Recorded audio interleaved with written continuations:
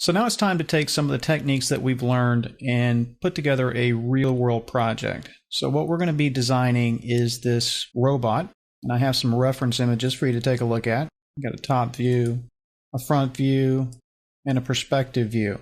So this will give us an opportunity to use a lot of the modeling skills that we learned in one of the earlier movies, and should really solidify how some of these things come together. So you can probably just get an idea by looking here how some of these are going to start off. This is obviously going to start off as a sphere, the body, and so on. So with that in mind, let's go ahead and get started. First thing I'm going to do is I'm going to drop a sphere in the scene.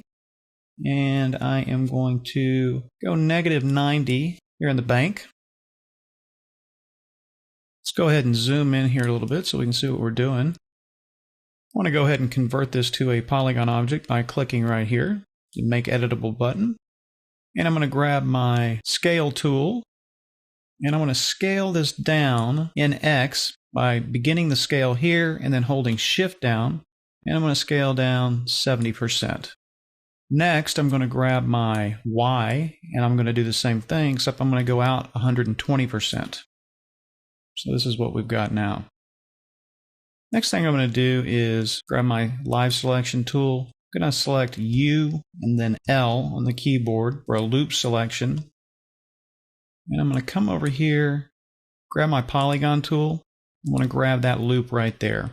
Now basically what I want to do here is I want to flatten this out. So I'm going to go into a four-way view, go to my front view, hit O on the keyboard. I'm going to grab my Scale tool, get in here, and I'm going to grab the Y axis, and I'm just going to push that all the way in until it's flattened out. I'm going to do the same thing on the other side.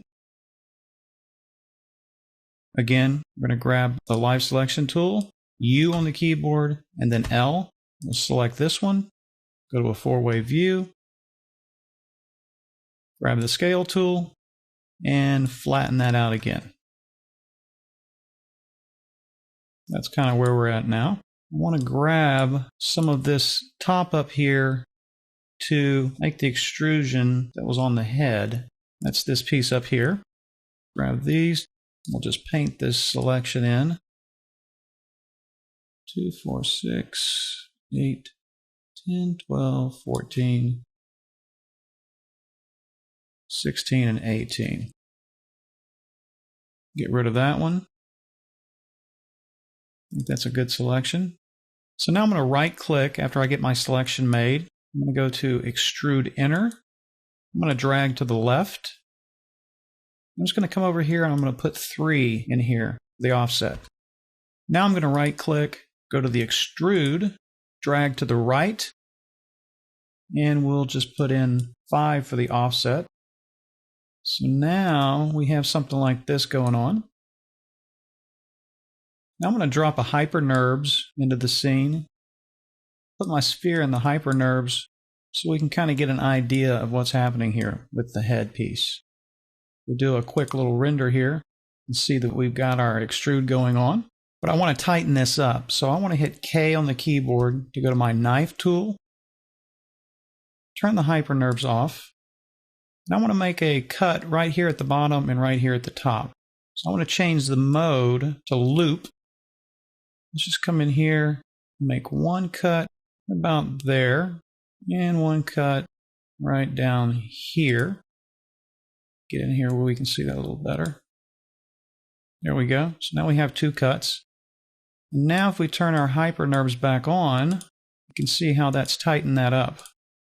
If we actually render to the picture viewer, you get a true representation of what that looks like.